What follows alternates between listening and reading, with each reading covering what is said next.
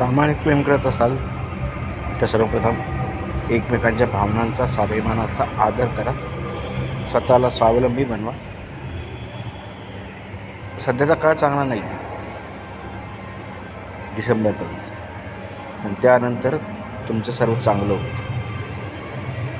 फक्त तुमच्या प्रेमात शारीरिक किंवा आर्थिक स्वार्थ नसावा, लालच नसावं, अहंकार, घमंड नसावा.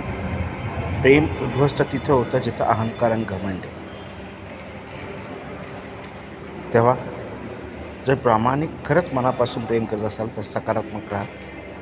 सध्याचा काळ चांगला नसला तरी जानेवारीनंतर पुढील विवाह होतील आणि तेही घरच्यांच्या आशीर्वादाने. पण तोपर्यंत शांत, संयम व धीराने स्वतःचा विकास करणं अनिवार्य आहे. आणि ह्या काळात शंका, कुशंका एकमेकावर करणं सोडून द्या. कारण ज्यावेळेस मनात शंकेचं पाऊल उभं राहतं त्यावेळेस आयुष्य उद्ध्वस्त व्हायला लागतं. खरंच प्रेमात यशस्वी व्हायचं असेल तर जागे व्हा आणि एकमेकांच्या स्वाभिमानाचा आणि भावनांचा आदर करा.